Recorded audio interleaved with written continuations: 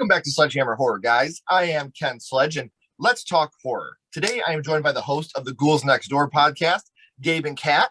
How are you guys doing today? Great. Good, yeah. I'm so excited to have you guys here. It is so easy to say your guys' names separately and not put them together. So I'm glad that I was able to do that so swimmingly.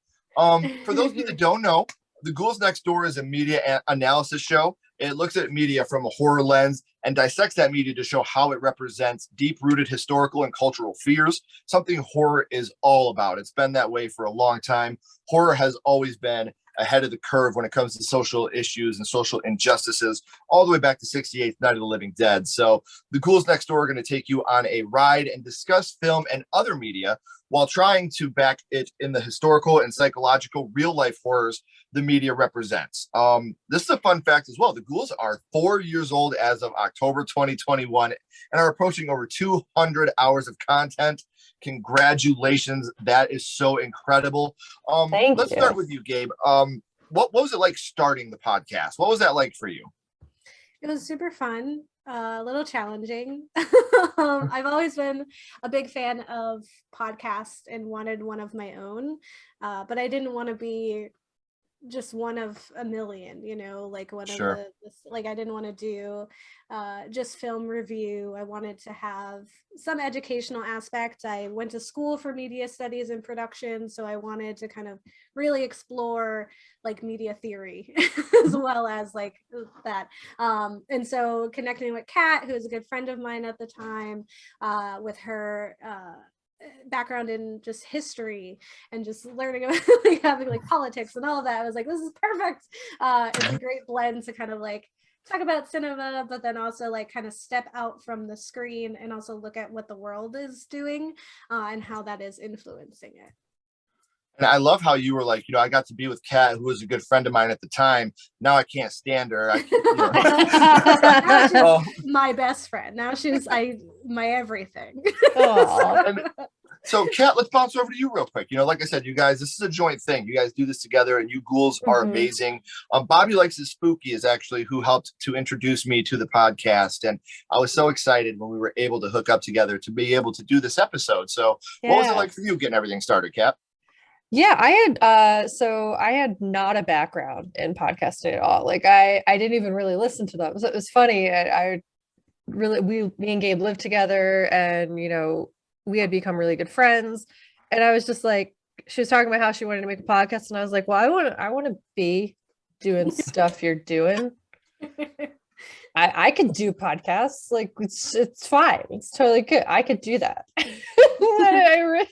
We kind of got into it, and that's where she was saying, like, it started fun, but definitely challenging because we went into it very loosely. We didn't have we had kind of an idea of what we wanted to do, but we didn't go into it, I guess, in a hyper analytical way that we kind of do now.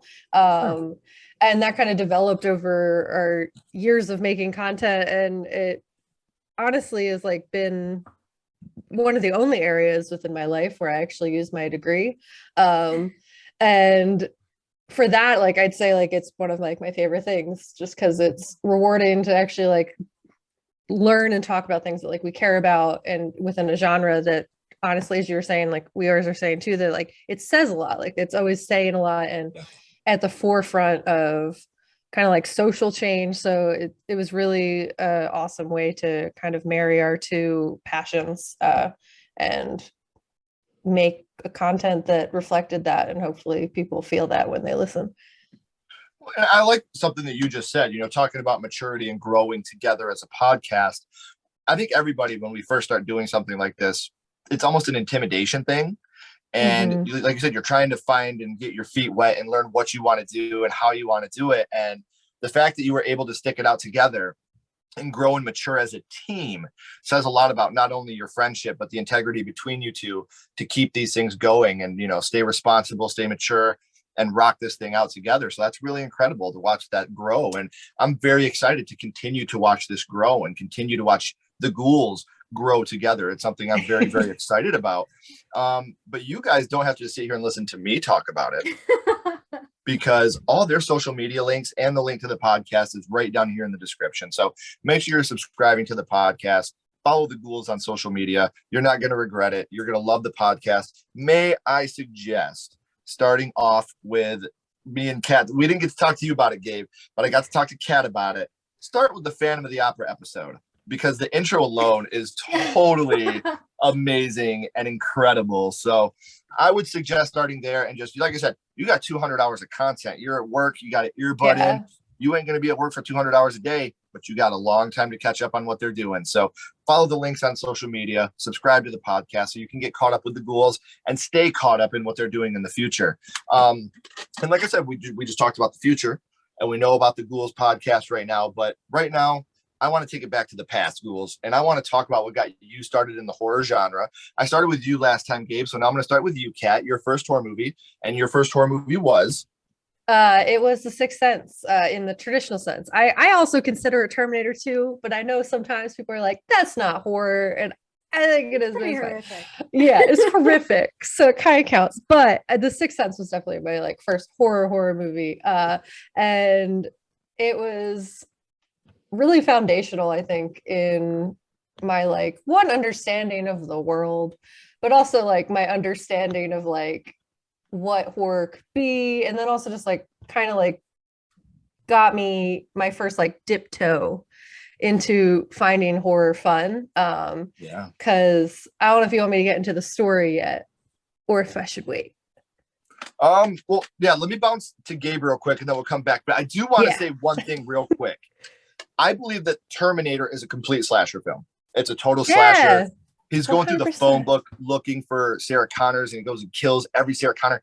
Total slasher film. Terminator 2 to me is a horror movie, but it's more of a sci-fi action horror. I dare anybody that watched it at a young age like we did to tell me you didn't scare the shit out of you when the T-1000 stood behind the security guard and his finger turned into the metal and stabbed him through the eye. Yeah. Yes. Like that stabs through the woman. Like yes. Completely terrifying. So yes. But I think horror is subjective. I'm also on the boat of Ghostbusters and Jurassic Park are horror movies. Jurassic Park is definitely a horror movie. We agree. I feel the same about Ghostbusters, like the beginning with the librarian, or you got the part where Sigourney Weaver's in a chair and the arms are coming up and grabbing her face, and like that shit scared me when I was a kid. Like that was like horror comedy. It totally is complete horror comedy, and that's why I wasn't a huge fan of Ghostbusters 2. But that's a whole different subject. Gabe, let's go back to your first horror movie real quick. Your first horror movie was Child's Play, and I was incredibly too young to be watching it. I watched it with my grandmother when I was 2. So too young. Oh, look at that good guy. This is definitely it's my favorite horror franchise of all time. So to be able to talk about Child's Play is something very special to me, and to talk about The Sixth Sense is something very special to me because I got to go see that movie in cinema. Nice. And the ending wasn't ruined for me, and to see how that movie ended blew my mind at a young age. So I'm very excited to talk about these. So how old were you the first time that you had seen Child's Play, Gabe? So I was 2. I was a baby. I watched it with my grandmother, and it was actually, there was like a marathon of like horror movies that she was watching, and I was also there, and like my mom came pick me up and was like, well, you can't let her watch these horror movies. And my grandma was like, she's fine. And then I like didn't sleep for like a year. So my mom was like, she's not. Incorrect. Your grandma was like, she's fine, as you're sitting over rocking in the corner. Yeah, I was just like, I can never have a doll again. Like they're all gonna try to kill me. Oh, that's awesome. So Kat, well, let's bounce back to you so we can kind of get into your story. Do you remember who you were with the first time you had seen The Sixth Sense? Yeah, I was with my dad, and nothing against my dad, but those were a lot of my movies that I should not have been watching as a child happened, in that like my parents were no longer married, and I would go to his house on the weekends, and he liked to watch more adult things than like I guess like at the time the kids shows were like Rugrats or like Lionsgate. Yeah, you know, like kid stuff. And he put on The Sixth Sense, and I was, for lack of a better word, shook, like just like absolutely shook, to the point where like it got to the scene where she's vomiting in the tent, like the tent that he made like as his little safe space. And she's vomiting, and I just start hysterically screaming. I'm like, turn it off. This is done now. I don't want to see anymore. And then they listen, because that's what you should do. Someone tells you they don't want to be doing anything anymore. But then I was like, oh wait, no. Okay, I get it. You were listening to what I said. Thank you for listening. Yeah, thank you. But now I want to know what happens. Like, I can't just go to sleep. Resolution. Yeah, I can't go to sleep knowing just like vomiting girl in tent that's not alive anymore. I need to know what happens. So I'm like begging him. And at first he was like, no, like, I don't want to hear about this from your mom. I don't want this to be like a trauma moment. We're not doing it. But then he did end up turning it back on, and I honestly realized like that's where like my appreciation for horror started, and that like it can be scary but fun when you know that you can turn it off and like compose yourself for a minute. And also like showed like the adrenaline rush of that, like it was ultimately like a satisfying thing when there's not actually a threat to your life. Like there's not actually a girl in a tent in my house vomiting. Or like that I know of, yeah. You can't see it. I am blessed with the ignorance of not being able to see dead people actively all the time. But like honestly, like that film was really foundational, even from like being neurodivergent and narcoleptic, and that there were like many times within it that I was like, I related to the main character. I was like, I see things in my like time that I can't represent physically, like they aren't visible to you, but they're happening to me. And I remember like that scene when he's with his mom, like really kind of always wishing that like I had one of those moments with my mom and like, because like I get it, guy, you're little kid, you're going through some stuff that is not. Are you talking about when they're in the car, like when they're in the car at the end of the movie? Yeah. And that she's talking that makes me cry every time when he's like, grandma wanted me to tell you that you danced so well, and you're like, oh my god, like it's such a heartbreaking. Toni Collette is so amazing. Like she's really been putting in work this whole time, but she's like best mom, like everything she does. You know, it started with The Sixth Sense, but I think it's a crime. Like it should literally be punishable by years in prison that she didn't get nominated for an Oscar for her role in Hereditary. 100%. Like that dinner scene alone, amazing. I could watch that 50 times in a row, and every time I watch it, I'm still going to get little emo goosebumps every single time, because she's so powerful in everything that she does, and one of my favorite actresses of all time. So well deserved. And that scene you're talking about when they're at the car, like my mother passed away recently. I have her on my necklace. We had her cremated and her ashes put in a necklace. But you know, to hear stuff like that, where it's like, maybe, you know, even after death, she could still see us. So I still got to make her proud no matter what I do. Like that influence on that scene, you know, it's such a beautiful, beautiful scene. And I do want to point out as well, I so thought you were going to say, yeah, my dad would show me all these scary movies and be like, all right, go back to mom, have fun. Yeah, she's the one who has to like calm you down when you're trying to go to sleep. No, that actually, total sidebar, Freddy Krueger was that, but my grandpa let me see that. And he sent me home to my mom, and I would just scream. And I'd be like, he's running up and down our street. You can't turn the hallway light out. And she's like, I can't. We need darkness. It's nighttime. And your mom's definitely like it. Yeah. What the hell did you do to my daughter? Like, why did you let them watch this? But that was my grandpa, so a different man in my life. Well, that's awesome. You know, and it's funny because I've always said this. I think horror is absolutely educational in the fact that if you have the education to go along with it, I feel like the people that started watching horror at a young age are a lot more grounded in reality, as long as they were educated by the people they were watching it with, the differences between fantasy and reality. I've never been a believer in horror movies or video games create evil. I think mental health and uneducation, or even miseducation, can help with that. But it's just like anything else. You need the education to go along with this. You can learn the differences between right and wrong. And at a young age like that, when you're trying to mold a young child's brain, and like you said, you go from watching Ducky in The Land Before Time to watching Misha Barton puke in a tent because she drank pine sol with chicken noodle soup. It's quite the jump. So you do need that education there. Like you said, your dad did a wonderful job of pausing, explaining, letting you relax, and then going back into it. Like that's exactly how it should be. I'm scared. I'm worked up. let's have a discussion. Let's talk about this. Let's talk about what happened, how it's fake, how this isn't real, how it's an entertainment thing. And then we go back into it if you're ready to. And if you're not, let's put on Casper. Still scary. Yeah. So safe. Right. Scary. So we talk about scenes that are so effective in horror movies. And I think that that's the big part of horror is we get that first real scare and it's like chasing the dragon after that. You know, we're always trying to get it again and trying to get it again, that dragon chasing. Gabe, what would you say the scene was that affected you the most from Child's Play? So I think I was too young for Child's Play to really settle and like birth my love of horror. But I would say the first horror movie I watched that like changed that for me to the point where I was like, okay, now I get it. And now I need to watch, like I became like a horror head after it, was actually Stephen King's Rose Red, which was the straight to TV mini series. And before that, I was like terrified of everything. And I come from a horror loving family. And they would tease me about the fact that I didn't like horror and I was afraid of everything. Like if the intro scene to Are You Afraid of the Dark would come on and I would like be freaked out and I'd be like, I gotta go.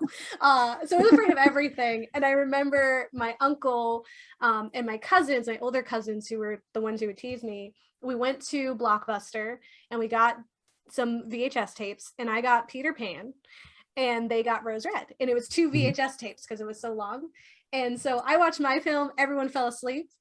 And so I was like, okay, I'm going to put on you guys this film and like try to wake them up, but they wouldn't. And it started and it was like, so I just really loved it. I love this idea of the house was horrible, right? It wasn't like a haunting, like it's not ghosts in the house, it's the house. It's the like, house the itself. house is killing you.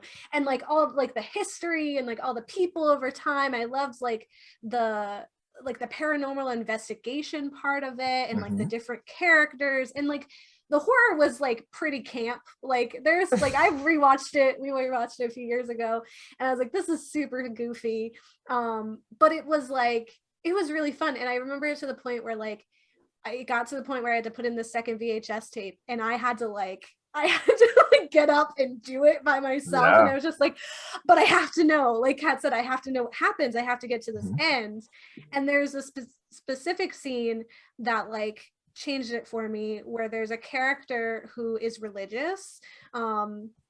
She's got like a rosary and at one point she's like hiding in the closet and everyone's been like dying left and right. The house is just eating everybody up and she's in this closet and the house is like rumbling because it's coming for her. And she's in the closet and she's like holding a rosary and she's like praying and there's this part where it comes and it like passes over her almost like Passover, you know, like as if she put goat's blood on her door, you know, and it just like goes and she's fine and she's alive and she survives to the end, which is like, and for me, when I was very young, religion was like this safe space for me. Like my family was also pretty religious and it was like this place where I was like, oh, there's someone who could love you no matter what.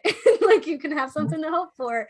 So to see a character use her faith to like survive, I was like, that's pretty rad. Like you can like get out of it just like for hope. And so getting to see the ending and the house is like, you know, burning down and it's all that, I was just like, this is cool. I was like, this is like, you can just survive and you can get through it. And it's like, and there was that adrenaline of like, what's gonna happen, where does it go, and just like it scared me so much that like nothing ever scared me in the same way. And I just like I need more. And then just became like even more than the rest of the family, I was the one who loves horror. See, and it's funny because I recently did a rewatch of Rose Red, and it does not hold up. Like, no. I feel so like goofy. I would love to see this get like a cinematic release, you know, like they just did with It, you know, with It Chapter 1 and 2. I would love to see maybe a Rose Red Chapter 1 and 2 because obviously you can't condense all that into one movie. I would love to see him do it in 2 separate sections because like the CGI in that movie is god awful. Like it is terrible. So whenever you see the ghosts and the but I mean, like you said, the premise behind it, the acting was good, the story was good. So I mean, there are very many redeeming qualities to it, but overall, it's just like you watch it, you're like, oh, I wish this was so better. Like this could be so much better. Absolutely. So we talked about which scene affected you the most, Gabe. Now, Kat, I'm going to kind of take this a little bit of a separate way here. Kat, what would you say your favorite scene from The Sixth Sense is? Okay, that's tough. I really, this is weird that I like this scene, but I did. Specifically, like the scene where the little kids are at the birthday party and they had to go to a birthday party that they didn't want to go to, but it was because they invited everyone in the class. Mm-hmm. And like they locked that poor little boy in that closet, and all you don't see it, but I remember this being so horrifying for me. You don't see anything happening to him. You just kind of hear him like freaking out in this like little closet at the top of the steps. And that like was the most stressful 5 seconds. I don't even know how long it was. Like it felt like forever, but it was it felt very long. And you're just sitting there like, oh my God, is this like, does he die? Does he become a dead people? Like what happens in this moment? Like, where are the parents? And you got Toni Collette looking up the stairs looking for him. Then she hears him. And like that motherly instinct kicks in and she goes up there trying to get it open. Like she's yelling at those other boys. Like so epic, man. Like such a great scene in that film. Very suspenseful. And it plays on like you said, Kat, you can't see it. So it's just like it's just playing on your imagination, filling in the blanks, which is so much better than filling in that space with bad CGI. Right. Well, I've always been a fan of that. Like, you know, like the Psycho, the Texas, like people think about Texas Chainsaw Massacre, like, oh, what a gross, bloody movie. No, it isn't. Like the Texas Chainsaw Massacre really is an artsy film. And it's not over the top with the blood and gore until you get later in the franchise. But like the scenes like where you see the hammer come up. And then you see the blood squirt and you see the shadow of the hammer. I'm much more into that, like you said, than some shitty CGI. You know, like I think that using your imagination is scarier sometimes because the stuff you can come up with in your head is way scarier than the things you're going to see on that screen. It could take you out of it too if it's bad. 100%.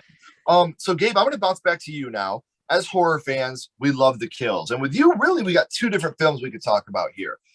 So between Child's Play and Rose Red, what do you think the kill was from those movies? I don't want to say that was your favorite, but that stayed with you the most. Yeah, I was just thinking like, I really never really thought about how affected I was by Rose Red and how I remember it. Cause I often like watch a film, I forget it like immediately. I just have a terrible memory.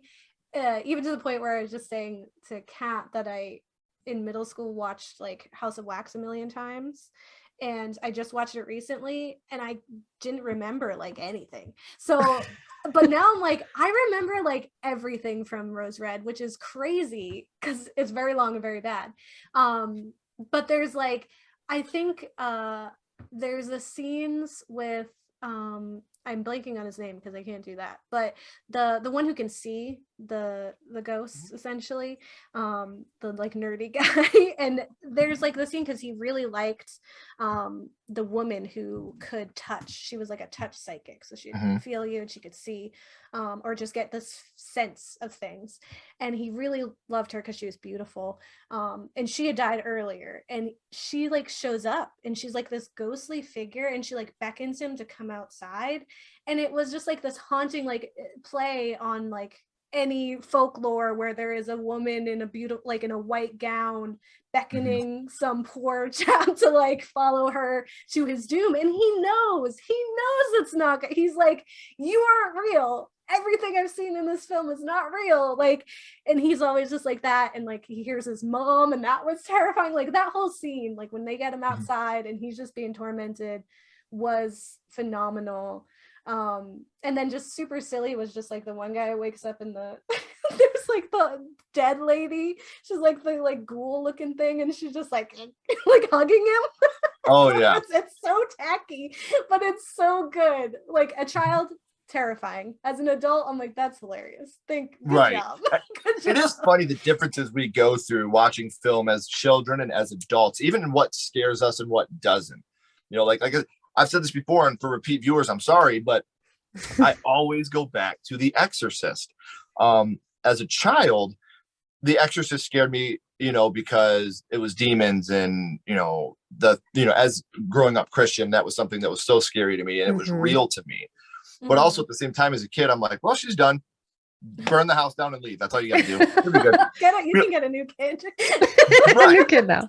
But now, as a father, it's a complete different fear looking at it from a parent's point of view. Like, my one job in this world is to keep you safe. And I can't do that right now. Like, that to me, the fear I would feel in that situation, then I'd burn the house down and leave them. But for a minute, I would be so scared. Yeah. I would feel like really bad. I feel bad about it, you know. I definitely had like a TV in there too. So yeah. I mean, come on, cut our losses here. So now, Gabe, this is going to be easy for you because you're going to get to cheat. Kat, this is not going to be easy for you because you don't get to cheat. When I send my list of questions over, I purposely leave a question off because I want a real, genuine answer. So I don't want you to have time to think about it, Gabe, you cheater. So since I started with you last time, Kat, I got to start with you. We talked about your guys' first horror movie, but now, much like the 25th anniversary that's playing in cinemas right now, I'm going to go Scream on you. What's your favorite scary movie? What is your favorite horror movie of all time, Kat? I would honestly say, like, consistency wise, like, I will always watch It Follows and love it. I know it's like kind of like filmed in Detroit, baby. Nice. So cool. Represent. Yeah. Just because like it really, I love the building of suspense, which I think you can get from like my answers. Also like the my favorite scene, like the less they show, the more imagination can fill in. And I feel like that film does an amazing job of just building slow suspense. You don't know who's trusted. You kind of like are seeing people when it's doing its pan around and you're like, is it that guy? He's walking towards, like, you know what I mean? Like, yes, it really builds on suspense in a way that I had not yet experienced from any other film, and still like kind of put up, like, I even have I don't know if you can see it, but if the Gabe gave me an It Follows poster that's behind me, like it's 100%, I think, until something of par in terms of like building suspense on with like little else going on, and also just being like respectful of the communities in which they're talking about. I will always I think that that's my favorite film in terms of horror for the foreseeable future until something else matches it. And it's funny because I've been married to my wife for 16 years. We met in high school. So people are like, what horror movie would you survive in? I'm like, It Follows. I would be totally safe. Nothing bad would happen to me in It Follows. If I'm going in a movie, it'll be that one. They'd be like, we got this thing where this guy's following us to kill us. How'd you get it? We had sex with someone. Oh, I'm safe. Cool. It's just the same person for forever. Yeah. That's so funny. I like this game. That's pretty real. That's pretty real. So now, Cheater Gabe, you get your chance. What's your favorite scary movie? What is your favorite horror movie? I'm also very decked out in Scream attire. Just so you know, I got the Woodsboro Film Club. And my shorts also have Scream on them. So just for love. I don't have like a favorite because I just, there's so many that I enjoy for different reasons. But I would say that one that really, I just haven't seen anything like it, and it really plays into some of my favorite things, and by one of my favorite directors, is Pan's Labyrinth by Guillermo del Toro. And it's horror, but not a lot of people always acknowledge it for being that. But it's fantastical horror, and it's totally a horror film. Yeah, it's like he's really scary, and that's one of 100%. Yeah, like not even come on, like just the people are scary. He eats kids. Yeah, just because it's like Greek mythology, and for me there's like a lot to it. So it's like having this like heroine that's this young Latina girl, right? Like one is just immediately I was like, cool. There's also just like the fantastical elements with like the fairy and the fauna and like the pale man and all of that, like and how dangerous fantasy can get. Like oftentimes people play it up like they think Tinkerbell when they think fairies, but I think of like the troublesome pixies that like trick you and learn your name, like those things. But there's also like political aspects, like it's during the Spanish War, and there's like the real, honestly, the monster in it is just the guy. It's just this Yeah. dictator who's like, you know, hurting people, murdering people, and like putting her mom's life in danger. And like that is more scary to me than the pale man who's like he's just doing what he's kind of there for. Right. And so there's just always so many levels. It's a gorgeous film. It's amazing soundtrack, and just like the aesthetics all around are gorgeous. And I just really appreciate Guillermo's like eye for those things, and that nothing is ever what it seems. Like it's always, every time I watch it, I'm like, I didn't notice that, like in high school, like when she's like in the book and she sees the like ovaries like in blood, I was like, oh, because the mom, like every single time I'm like, that's so cool. So yeah, I would and say those films are always the best. When you go back and you rewatch, you are constantly picking up new things. And if I'm not mistaken, Del Toro is part of the new movie coming out this week called Antlers, if I'm not mistaken. Yes. And I want to see that so bad. It's so good. Yeah, it's been one of my most anticipated movies of the year. Like, I'm so amped to see this film. I was going to say there real quick, Gabe, if I let her go first and you didn't give me a movie, you were going to be grounded. I was going to be very upset. You're like, oh, I don't have a favorite. I like them all. All of them are great. I have a show. Pick an episode. So it's great, man. I've had such an amazing time with you, Ghouls. But we always end this with the same question. We're going to go to a skull count. Now, this time I'm going to go to you, Gabe. And since Child's Play technically was your first horror movie, that's what we're going to be giving our skull count on here. But what we're doing is we're not ranking these movies on production, quality, score, acting. We are not being critics right now. We're judging these movies strictly on how they affected you on first viewing. So 0 being the worst, 5 skulls being the best. And you can absolutely use half and quarter skulls. Gabe, what would your ranking of Child's Play be? I would say maybe like 3.5, because it did have a very fundamental impact on my youth, just in like that it was a constant teasing of my family. It was like Chucky doll, and like just the fact that I didn't sleep for a year, and like I'd have nightmares. They would like kill my mom, and my mom was like, the next time you have this nightmare, just kill him back. So I orchestrated this story in my dream where the little dinosaurs from Jurassic Park, which is a horror movie, ate him. They ate him, and I never had a dream again. Like I never had a nightmare about him, and it was just always like attributed with me, like growing up. Like it was always like Chucky or like Child's Play, like that's Gabe. And like anytime there were spooky dolls, or like the fact that like Child's Play has grown into such an amazing franchise that is like proven to have amazing accessibility and inclusive, and like it's grown so much from what it was when it first started, where there's some parts of it that are a little like, but I just think genuinely just like this idea of like a kid and its toy, and it's really subverting what we usually find comfort in, was amazing. And so I think like just it really did have a big impact, whether I knew it at the time because I was a baby. It just continued to like follow me my whole life. So I'll say 3.5, because it wasn't like the thing that, you know, got me into horror, but it wasn't nothing. To say the least. One word that you just said that I absolutely adore, because I use this word all the time when I'm talking about the horror community in general, is inclusive. That's the amazing thing about the horror community, is nobody cares if you're Black, white, gay, straight, trans, Jewish, Christian. You want to talk Freddy? We are going to love you, and we are going to include you in everything we do. There's never that, and it should be this way everywhere. To each their own, live by it, you know, but it doesn't matter in the horror community who you are or what you are. You always have people that are there for you and love you, and the inclusiveness of it. Like I said, it's gone all the way back. Horror bringing up social issues and being ahead of the curve. In the 70s and 80s, you had women coming out and kicking the shit out of men, being the final girls. And horror started that, making women powerful and be able to stand on their own.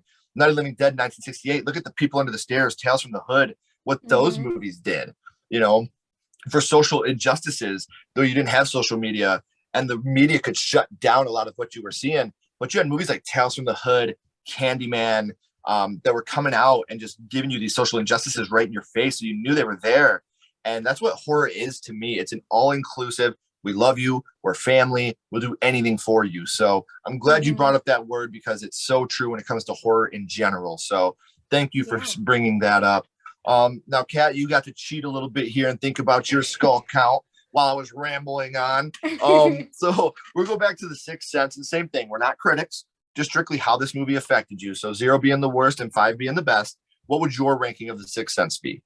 Yeah, I mean, I think because of the fact that I was young and I didn't have it spoiled, like that was my first time figuring out that ending. It was a 4 for me, honestly. Like it was fundamental in me discovering a love for horror. It honestly helped me like conceptualize, even if it's like I didn't think like when I was 5 that like I didn't know I was neurodivergent. I knew I was weird. You know what I mean? So it's like I didn't have like this like adult mind looking back and being like, this is going to impact me in a great way. Right. But like in thinking about it now, like it really was like a foundational piece of my childhood. And like honestly, like I don't have a fantastic relationship with my father now, but it was like one of our good memories, you know, like we had a really good time watching things I was way too young to be watching. So like ultimately, like it was definitely like just like a foundational piece that made me love horror. And honestly, from that made me meet lots of wonderful people who like I don't know if I didn't like horror, would Gabe and I have a podcast? Probably not. So like, you know, like it led to a lot of like really great things in my life that I consider like essential. Butterfly effect. Yes. Exactly. So four skulls. Perfect ranking. Again, Ghouls, I want to thank you so much for coming on, taking times out of your day to come and hang out with me for a little bit. And everybody watching, I want to remind you one more time, all the links are down here in the description. Please follow them on social media. Please subscribe to the podcast, not for them, not for me, but for you, because you are going to enjoy it very, very much. So Ghouls, don't go anywhere. I have a couple more questions for you. Everybody else, as always, keep talking horror, stay what you are, and we'll see you guys soon.